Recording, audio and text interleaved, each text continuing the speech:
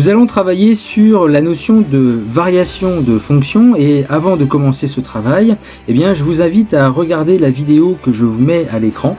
C'est une vidéo dans laquelle nous avons, à travers une activité, commencé justement à mettre en place cette notion de variation de fonction avec les notions de fonction croissante sur un intervalle et la notion aussi de fonction décroissante sur un intervalle.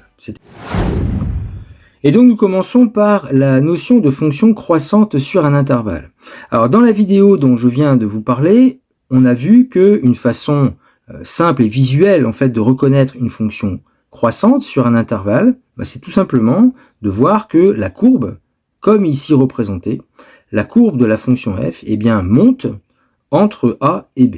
Donc ici vous avez une fonction définie sur un intervalle ab, c'est-à-dire que la courbe se situe entre a et b par rapport à l'axe des abscisses, et vous avez une fonction dite croissante, puisque vous avez une courbe ici qui monte. Cependant, cette définition n'est pas suffisante, et on va justement préciser la définition d'une fonction croissante. Alors nous allons préciser un peu cette notion de fonction croissante à travers l'exemple que je vous propose. Vous avez ici une courbe dont la partie ici représentée en vert, la courbe ici monte. Elle monte en fait lorsqu'on est entre l'abscisse 3 et l'abscisse 5. On dira en fait que la fonction ici, si elle s'appelle f, cette fonction est croissante sur l'intervalle 3,5 puisque entre 3 et 5, nous avons une partie de courbe qui monte. Maintenant, précisons la notion de croissance avec les images. Regardons un peu ce qui va se passer lorsque notre variable ici x, qui est au nombre 3 pour l'instant, on va déplacer cette variable jusqu'à 5 et on va regarder en même temps ce qui se passe sur les images. Lorsque x se déplace donc vers la droite, vers le nombre 5, le point associé sur la courbe monte puisque notre fonction est croissante, mais en même temps, l'image nécessairement va monter aussi. En fait, l'image va augmenter sur la partie de la courbe où la fonction est croissante. Et donc nous aurons comme définition un peu plus mathématique de la notion de fonction croissante sur un intervalle le fait que lorsque la variable va varier de A vers B, comme je vous l'ai montré dans l'illustration précédente, l'image associée, les images en fait, vont augmenter du fait que la courbe monte, c'est-à-dire que la fonction est croissante. Et donc on dira que la fonction f est croissante sur l'intervalle AB lorsque, quand x va varier de A vers B, les images f de x augmentent. Et cette augmentation des images va nous amener à la définition mathématique de la notion de fonction croissante sur un intervalle. La définition est la suivante, à savoir que dire qu'une fonction est croissante sur un intervalle, ça signifie que pour tout réel x1 et x2 de l'intervalle AB, si x1 est plus petit que x2, alors l'image de x1 sera forcément plus petite que l'image de x2. Ça, c'est la définition. Pourquoi cette définition? Comment elle s'explique? Tout simplement, le fait que la fonction est croissante, on a dit donc que les images augmentaient au fur et à mesure que la variable se déplaçait de A vers B, ce qui veut dire que si on prend une première valeur de la variable, donc on va noter x1, puis une deuxième valeur plus grande, donc on va noter x2, du fait que la fonction est croissante, du fait que la courbe monte, nécessairement l'image de x1 sera plus petite que l'image de x2, comme dans l'illustration que je vous propose. Et nous arrivons donc à cette définition que nous venons de lire. Donc si x1 est plus petit que x2, l'image de x1 sera plus petite que l'image de x2. Et là, vous avez une définition mathématique de la notion de fonction croissante. Et on gardera en mémoire que justement, une fonction qui est croissante, elle conserve l'ordre. C'est-à-dire que vous avez x1 plus petit que x2, alors f de x1 est plus petit que f de x2. Et cette notion qu'une fonction croissante conserve l'ordre entre les abscisses et leurs images, c'est une notion dont on se servira assez souvent lorsqu'on utilisera les fonctions croissantes ou la notion de fonction croissante, et notamment dans des exercices qu'on verra donc dans ce thème.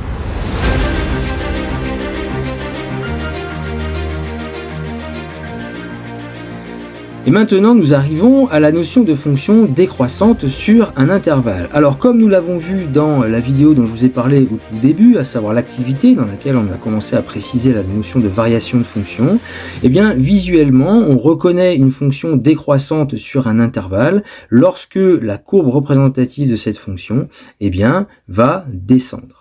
Comme dans l'exemple que je vous propose ici, donc une fonction définie sur un intervalle AB, vous avez une fonction qui est décroissante sur l'intervalle AB puisque sa courbe entre A et B, eh bien cette courbe descend.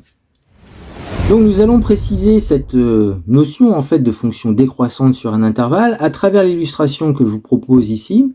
Dans cette courbe, nous avons une partie qui descend, c'est-à-dire que on voit qu'entre moins 1 et 3, la partie de la courbe représentée ici en marron, eh bien descend. On dira donc que la fonction f est décroissante sur l'intervalle moins 1, 3. Et en termes d'image, eh bien ça veut dire la chose suivante, c'est-à-dire que lorsque notre variable x va varier de moins 1 jusqu'à 3, eh bien on va regarder ce qui se passe sur son image et on s'aperçoit que lorsque x varie de moins 1 jusqu'à 3, eh bien le point associé sur la courbe nécessairement va descendre puisque la courbe descend et donc l'image associée à cette variable x, eh bien son image aussi va descendre et donc on dira que les images diminuent lorsque nous avons une fonction qui est décroissante sur un intervalle. Donc on dira qu'une fonction f est décroissante sur un intervalle AB, eh bien lorsque quand x, la variable, va varier de A vers B, eh bien, les images associées donc à cette variable, les images nécessairement vont diminuer du fait que la courbe justement descend entre A et B. Et donc cette idée que les images diminuent lorsque x varie de A vers B, donc les images diminuent, eh bien ça va nous amener à la définition mathématique de la notion de fonction décroissante, qui ressemble un peu à celle qu'on a vue pour les fonctions croissantes donc sur un intervalle. Avec le fait que si on prend une valeur x1 et une valeur x2 qui serait plus grande sur l'axe des abscisses, eh bien le fait que la courbe descend, nécessairement, l'image associée à la valeur x1 sera cette fois-ci par rapport à l'image de la valeur x2, et bien cette fois-ci c'est l'image de x1 qui va être plus grande que l'image de x2 puisqu'elle va se situer au-dessus en fait de l'image de x2. Et donc nous aurons comme définition de la notion de fonction décroissante sur un intervalle, une fonction est dite décroissante sur l'intervalle AB, ça signifie que pour tout réel x1, x2 de cet intervalle, si x1 est plus petit que x2, on va la compléter maintenant, si x1 est plus petit que x2, et bien cette fois-ci c'est l'image de x1 qui va être plus grande que l'image de x2. Et donc nous avons un phénomène qui est le suivant, c'est que une fonction qui est décroissante sur un intervalle AB, ben cette fois-ci elle va changer l'ordre entre les abscisses et leurs images. Nous avons ici un changement d'ordre, nous avons un changement dans le sens ici de l'inégalité.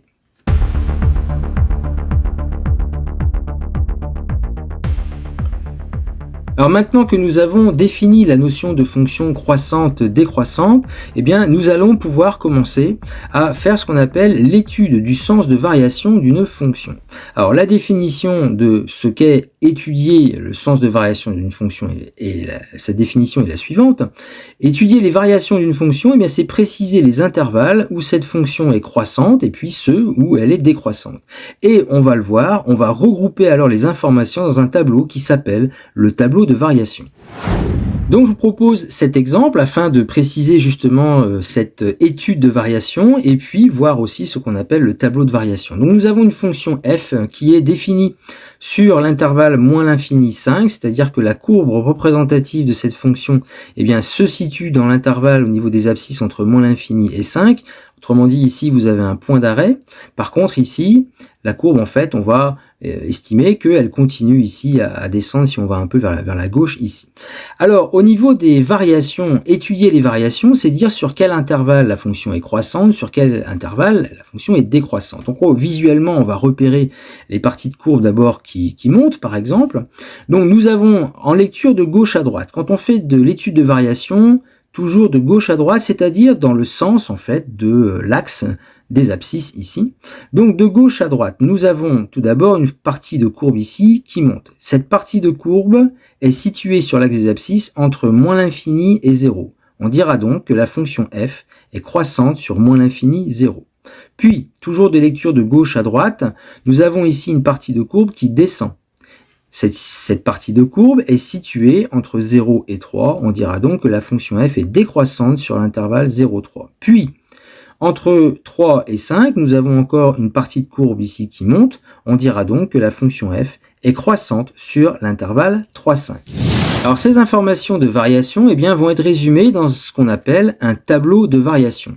Alors dans un tableau de variation, vous allez avoir en fait deux lignes, c'est-à-dire la première qui correspond à l'axe des abscisses, la variable x, l'axe des abscisses, et puis deuxième ligne qui va correspondre aux images, c'est-à-dire en fait l'axe des ordonnées.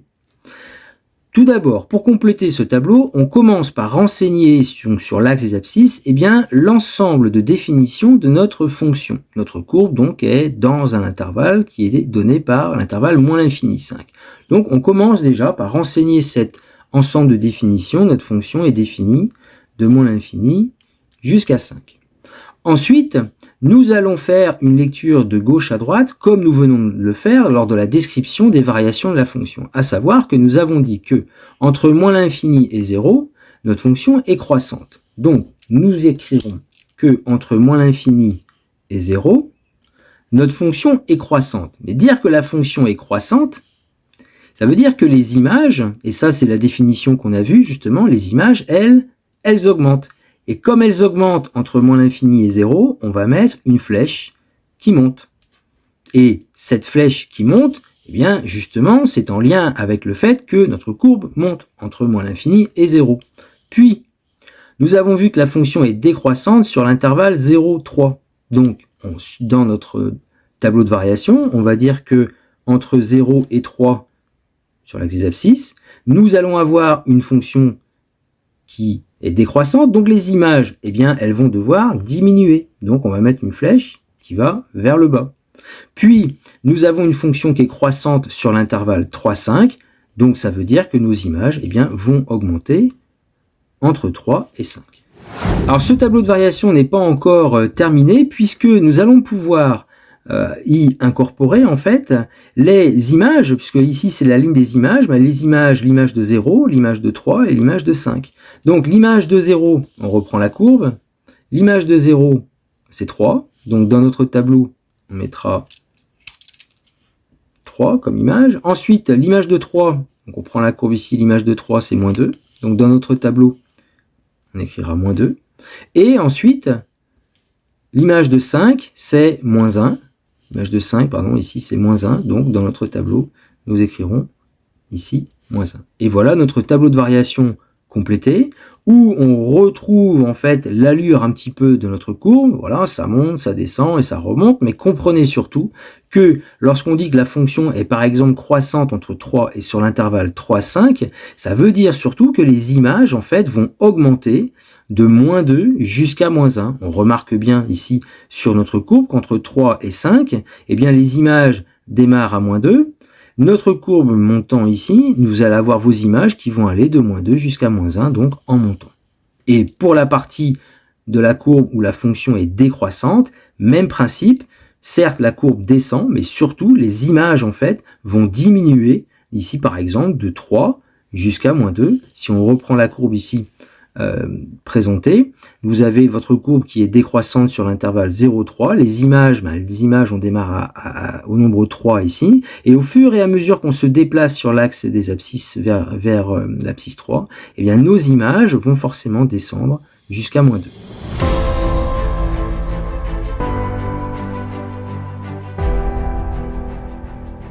Donc je vous propose ici une étude du sens de variation d'une fonction dont vous avez ici la représentation graphique.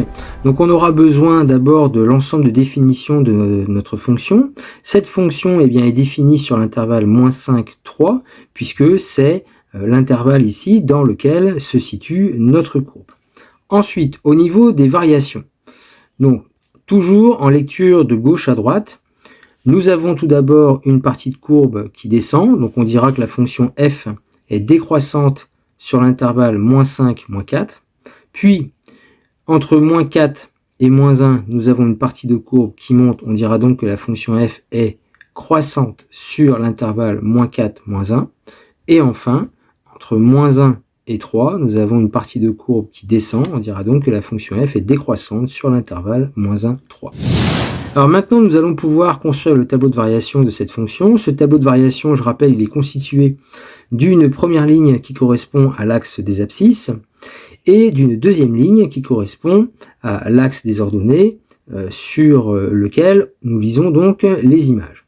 Alors, nous commençons par renseigner l'ensemble de définitions que nous avons trouvé, c'était l'intervalle moins 5, 3, donc nous aurons ici l'intervalle moins 5, 3, puis ensuite de la lecture de gauche à droite au niveau de la courbe et au niveau des variations. Donc, de moins 5 à moins 4, ou sur l'intervalle moins 5, moins 4, nous avons dit que la fonction est décroissante. Donc, dans le tableau de variation, nous ferons une flèche vers le bas. Ensuite, nous avons dit que la fonction est croissante sur l'intervalle moins 4, moins 1. On revoit la courbe ici, hein, de moins 4 à moins 1, nous avons une fonction qui est croissante, donc nous ferons une flèche vers le haut. Et enfin, nous avons dit aussi que la fonction est décroissante sur l'intervalle moins 1, 3, donc on fera une flèche ici vers le bas. Et on termine ensuite en renseignant en fait les images des valeurs que nous avons ici en abscisse, puisque l'image de moins 5, alors, quand on prend la courbe, l'image de moins 5, c'est 4, donc dans notre tableau de variation, on mettra 4. L'image de moins 4, c'est moins 1, on vérifie. L'image de moins 4, c'est bien moins 1. L'image de moins 1, c'est 3. Donc, dans notre tableau, on aura l'image de moins 1, c'est 3. Et enfin, la dernière, l'image de 3, c'est moins 1. Si on regarde ici, x1, l'image de 3, c'est moins 1. Et nous avons donc ici un tableau de variation qui est complet. Alors je vous propose une autre fonction dont la représentation graphique est présentée donc ici, et nous devons établir directement maintenant le tableau de variation de cette fonction. Donc nous devons d'abord renseigner l'ensemble de définitions de cette fonction. Or, cette courbe se situe dans l'intervalle moins 2 jusqu'à plus l'infini. Alors pourquoi on sait que c'est plus l'infini? Parce que en fait on a notre courbe en fait qui sort un peu du graphique, c'est pour donner justement cette idée que la courbe ne s'arrête pas et donc se prolonge indéfiniment. Donc l'ensemble de définition de cette fonction, lu toujours sur l'axe des abscisses, ça ne change pas, c'est bien l'intervalle moins 2, puisque le point qui est là a pour abscisse moins 2, de moins 2 jusqu'à plus l'infini. Donc nous avons l'intervalle moins 2 plus l'infini comme ensemble de définition. Ensuite, sur l'intervalle moins 2 jusqu'à 3, l'intervalle moins 2, 3, nous avons une partie de courbe qui monte, donc la fonction est croissante, représentée par la flèche qu'on a ici. Puis, toujours de gauche à droite, sur l'intervalle 3 jusqu'à 6, nous avons une partie de courbe qui descend, donc une fonction décroissante. Et enfin, sur l'intervalle 6 plus l'infini, eh bien, nous avons une partie de courbe qui monte, la fonction est donc croissante. On rappelle, hein, les flèches ici, c'est aussi pour donner l'idée que les images, en fait, augmentent au fur et à mesure que la variable, eh bien, part de 6 pour aller vers plus l'infini. Donc, nous avons ici ce tableau de variation. On le complète ensuite par les images. L'image de moins 2, c'est 2. L'image de 3, c'est 5. L'image de 6, c'est moins 1. Pour ce qui est de plus l'infini, eh bien pour l'instant, on ne le complète pas. Ça sera vu dans des classes supérieures.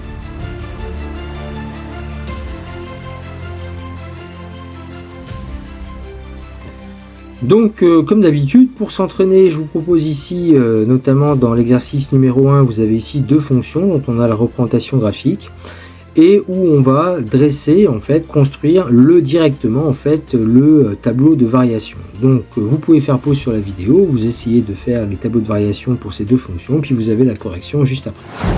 Donc pour la première courbe ici en rouge, nous avons une fonction qui est définie sur l'intervalle moins 3, 3, donc moins 3, 3. Puis nous avons une fonction qui est décroissante sur l'intervalle moins 3, moins 2.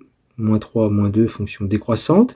Puis sur l'intervalle moins 2 jusqu'à 2, nous avons une partie de courbe qui monte, donc la fonction est croissante. Et enfin, sur l'intervalle 2, 3, nous avons une fonction décroissante puisque notre courbe ici descend.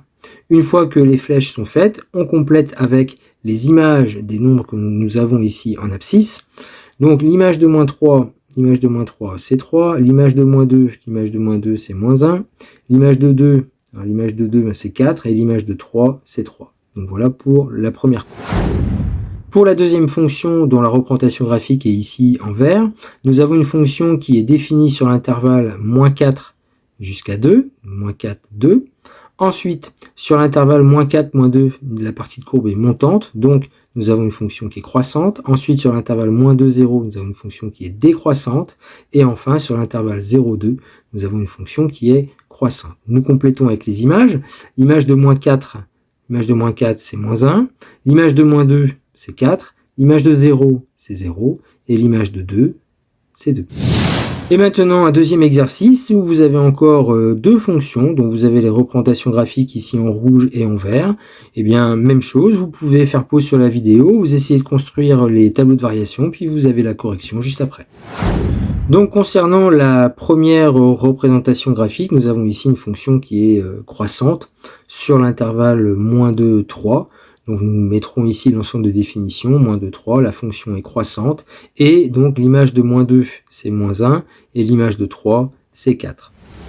En ce qui concerne la deuxième représentation graphique, nous avons ici une fonction qui est définie sur l'intervalle moins 5 jusqu'à 2, donc l'intervalle moins 5, 2.